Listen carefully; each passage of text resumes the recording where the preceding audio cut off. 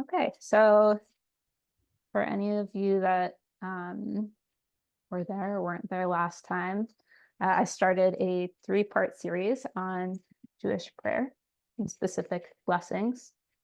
The last time I talked about Moda'ani, which is a prayer said in the morning, and I talked about gratitude and how these blessings can connect us with how we are blessed in life.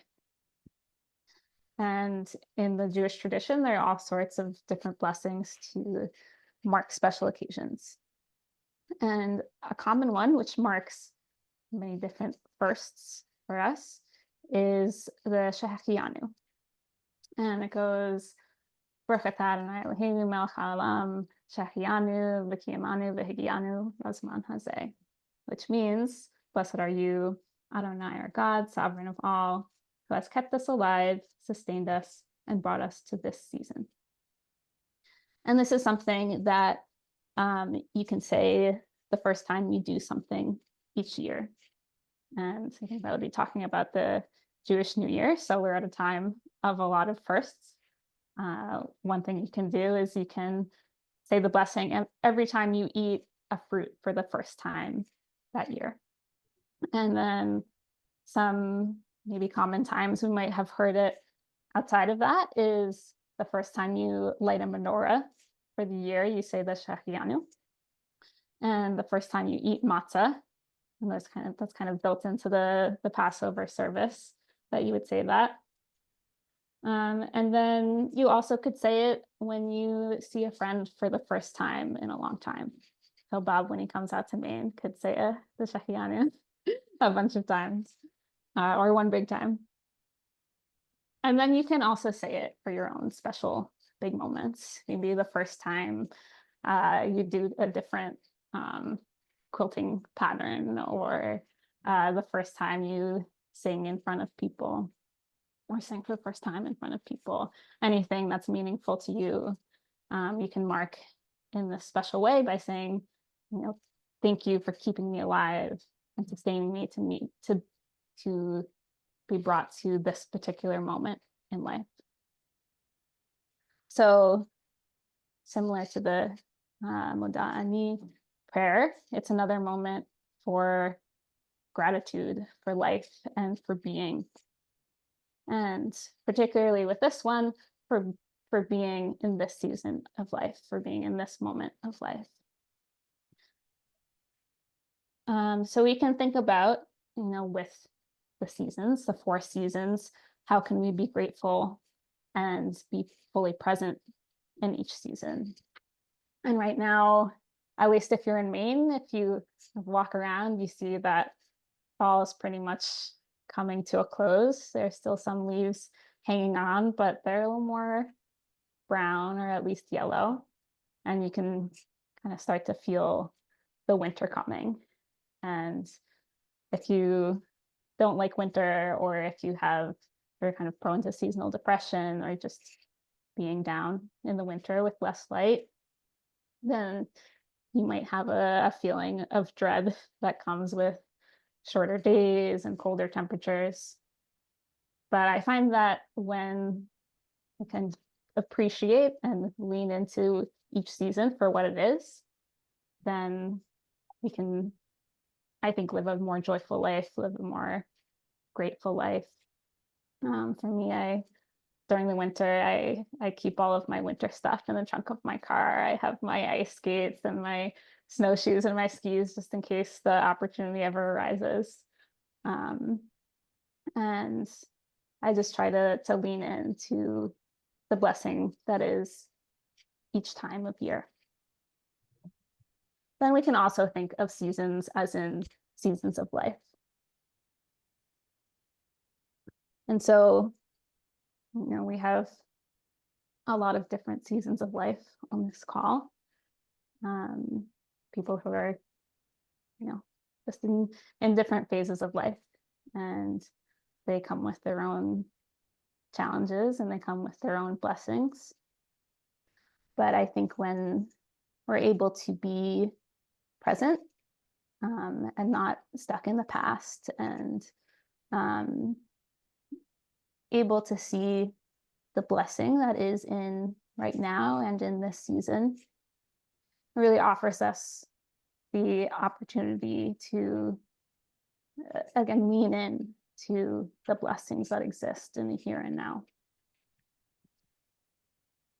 And I think sometimes that this becomes difficult when we allow grief or pain from the past to kind of stick to us and sit with us and continually, maybe there's a certain event every year that's not the way it used to be, and we can be kind of overcome with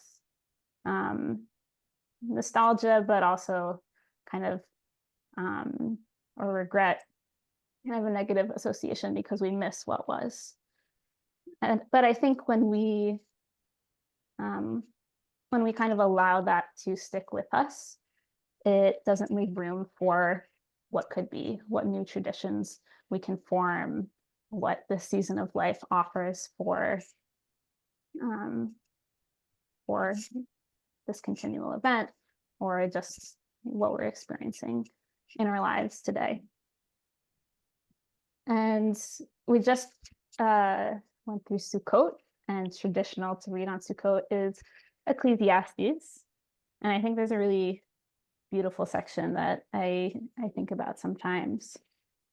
It's Ecclesiastes chapter 3.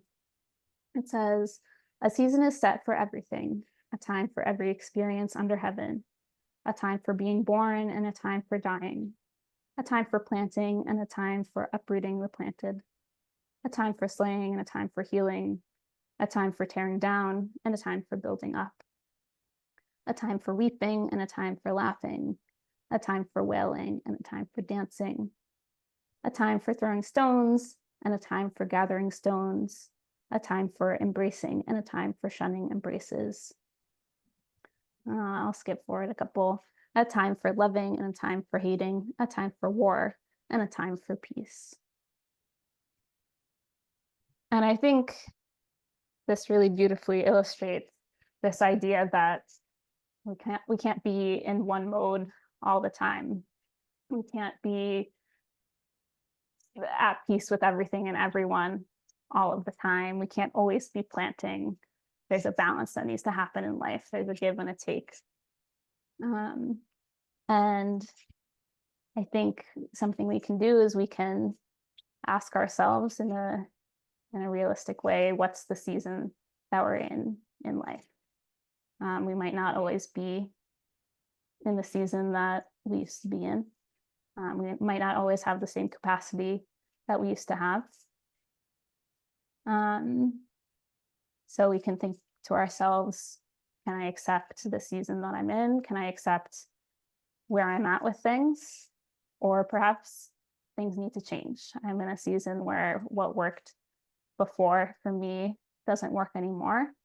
And I need to kind of embrace who I am now and what works for me now. And I think, to bring another source, another place where we see this duality is in the Sefer Yetzirah. I'm going back in my notes. In the double letters, we have, again, these kind of dualities. For each letter, they're associated with different things: bet, life and death. There's peace and war, wisdom and folly, all of these different dualities. And the idea isn't necessarily that that one is necessarily right. For example, thinking about peace and war, of course we want peace, but if we think about our relationships, if we're always wanting to keep the peace and never able to kind of have the little bit of conflict that is having a difficult conversation, or setting a boundary, or expressing ourselves in a way that's maybe not easy to accept to another person, there's a time to not just be at peace. And I think those times allow us to have a greater and more real sense of peace. And something that that Bob teaches about the double letters that always sticks with me as well is this idea that there are these dualities, but when we choose the good. We choose life, we choose peace, we choose wisdom. And I think I'm going to say again, we lean in to the good in life, to gratitude, to life. And, looking back at this blessing, who has kept us alive, sustained us, and brought us to this season. It's all about presence and being present in where you are and having a sense of gratitude for that. And I think our meditation gives us this really powerful tool and just blessing of an experience where when we meditate, we are observing our thinking mind, and our thinking mind doesn't have kind of control over our reality. As we meditate, we are noticing our thoughts. We're not engaging our thoughts. And as we sit back and observe, we notice that the past only exists to us as memories, often vague memories. And the future only exists to us as our imagination. And all that really exists to us is the present. And when we realize this, and when we're able to live this, not just in our meditation, but in our lives, that is a great blessing as well. And, there's blessing and there's learning and there's joy and there's deep feeling. And there are all of these things that exist in the now when we're able to be present.